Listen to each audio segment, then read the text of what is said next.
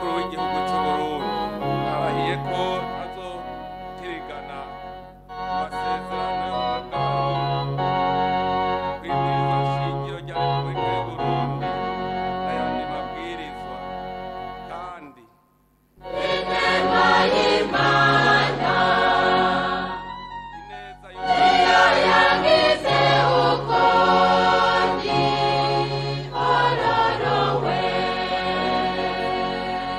ingena biriya mahana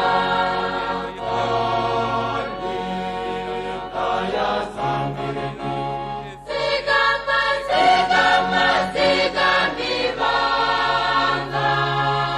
kunenegwe nzabamenye nguruka ndivuge n'amazina nti inema nagiriwe ntiyavuye ko ubusa.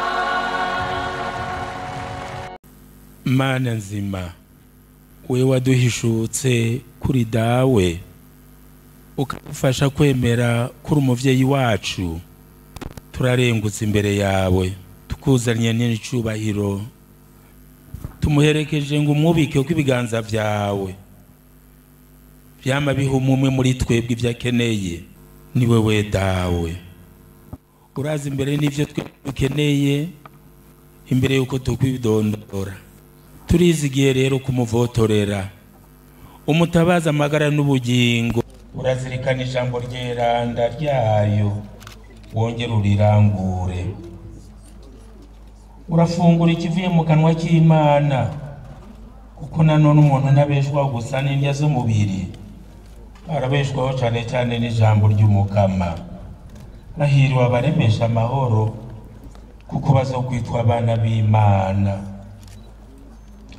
Uri umwana w'Imana kuko uri kiremwa cyayo, ukaba kandi waravutse ubwa kabiri mu batisimu, ukaba mbere waragabuye umutima mweranda mu konfirmasiyo. None rero niwiyumve uri umwana w'Imana kandi ushobora kuremesha amahoro hagati y'abarundi. Urazi ingene tuyakeneye, yaturonse n'umutima wawe wose n'ubwenge bwawe bwose. Umwanditsi w'Izaburi ya 96 niwe twihaniza ati mwebwe mukunda umukama ni mwanki kibi. Turazi gukunda umukama. Umukama rero nakumurikire ujana uburundi bw'umukama mu neza, mu majambere, ukomeze urukundo hagati ya bene igihugu, utahukana impunzi, incabwenge twibarutse zirengera ubwo ruturimwo, zigaruke kuduteza imbere zikoresheje ubuhinga zifise.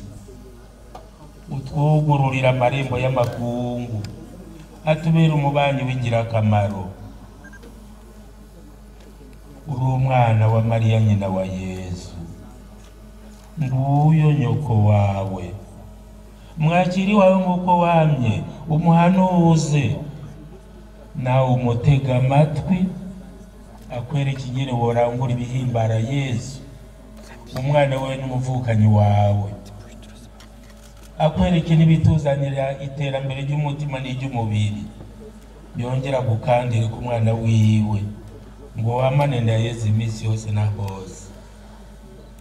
Hamwe n'iki gihugu gikinje hano, n'abarundi n'abarundikazi bose, hamwe n'abazogufasha muri iryo banga, tugomba kuguhezagira. Imana niguhezagire ku izina rya Data n'irya Mwana n'irya Mutima Mweranda. Amen.